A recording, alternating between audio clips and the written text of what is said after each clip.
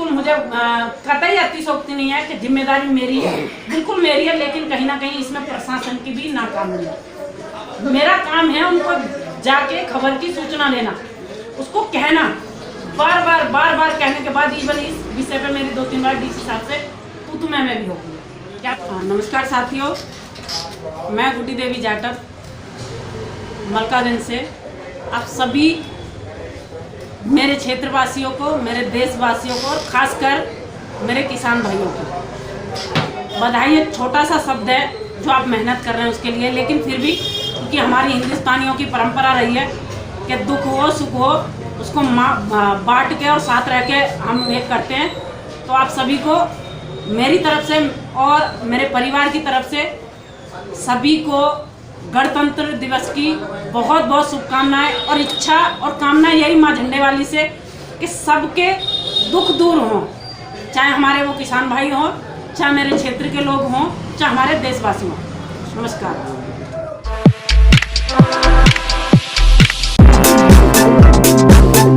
For information on the news around you, keep watching Face Talk YouTube channel. Subscribe to the latest news and press the bell icon. मैं ये कहती हूँ कि contract ये कहते हैं कॉन्ट्रैक्ट हर minute की बात करते हैं। फर्ज करिए आपने मुझे कॉन्ट्रैक्ट दिया और मैंने आपके मन मुताबिक खेत में पानी लगाया, ट्रैक्टर लगाया, खाद लगाया, सारी चीज़ें करी और फिर आप एक साइज देखेंगे और उसी बीच भगवान की एक कहेंगे कि प्रकृति का आपदा कोई आ पड़ी, मान लो बारिश के साथ ओले भी पड़ गए, कुछ भी आ सकता है।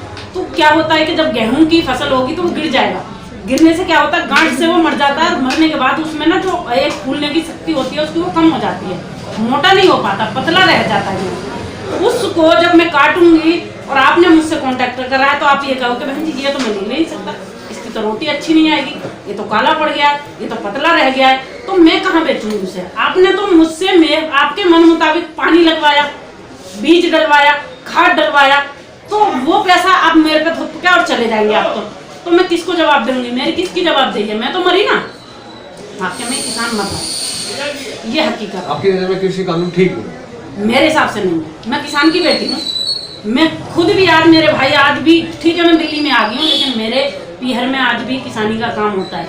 मुझे एक चीज का पता है, मक्का में कितनी नराई होती है, मक्का में कितनी बार खाद लगता है, कितनी जुताई होती है, गेहूं में, धान में, बाजरा में, ज्वार में, ग्वार में, मतलब कोई सी एक चीज नहीं है। मिर्ची हो, कपास हुई, तुम्हारा कोई भी हो, एनी टाइम चाहे ये क्यों ना हो। और एक अच्छी बात जो हमारे जो उत्तर प्रदेश का है, जो गन्ने का जो अभी मेरे ख्याल से 12 समथिंग कुछ हजार करोड़ है, वो नहीं दे पाए। किसान विवाद मैं 1 महीने 1.5 महीने यूपी में ही था, उसी मुद्दे पे आया। घर का नहीं बताती हूँ, अपने घर का ही बताती हूँ।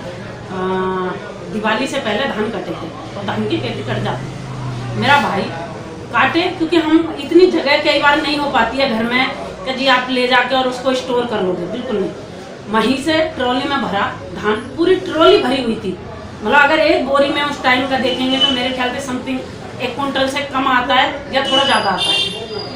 बोरी ट्रॉली भर के जब मेरा भाई लेके मंडी गया, यकीनन ले जाते समय और भेजते समय मेरी माँ के पूरे परिवार के चेहरे पे एक स्माइल थी कि यार कुछ अच्छा इसके दाम मिलेंगे तो अच्छी अर्निंग आएगी या कुछ कर सकते हैं घर में। यकीन मानना जब शाम को बेच के उसे घर आया ना, रो रहा था।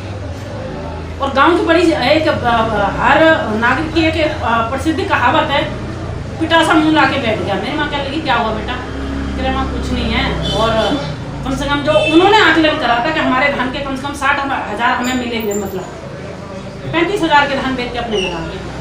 क्या कर लोगे? ऐसे और भी किसान भाई होंगे बहुत।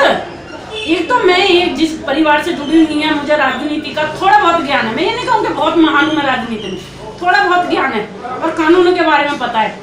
तो मैं एक परिवार की बता सकती हूँ जिससे मैं परिवार से जुड़ी हूँ, और बहुत सारे हैं उत्तर प्रदेश में। 4 बीघा वाला, 1 किले वाला, 2 बीघा वाला, हर प्रकार का किसान है। सब दुखी है, सब दुखी है टोटल।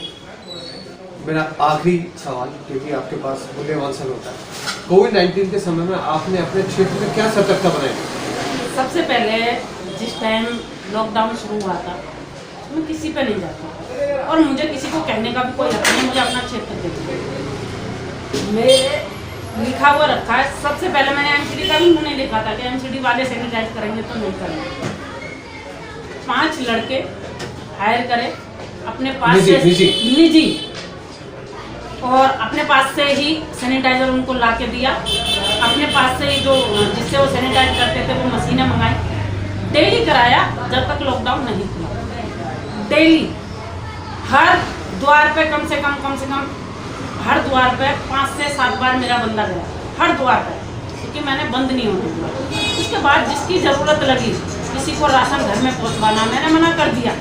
जो हमारे कार्यकर्ता थे उनसे कहा कि फोन पे कांटेक्ट में रहना, पूछो अपने एरिया में अपने परिवार के आसपास के लोगों में कि किसी को राशन की ज़रूरत है, किसी को किसी चीज़ की ज़रूरत है। मैंने उनके घर पर भेजा जितना मुझे परमात्मा ने दे रखा है। मैं ये नहीं कहती बहुत अच्छा करा है मैंने, और मैं जुड़ी रही उनसे। इस बहाने से सही पर मैं उन लोगों से जुड़ी हूँ।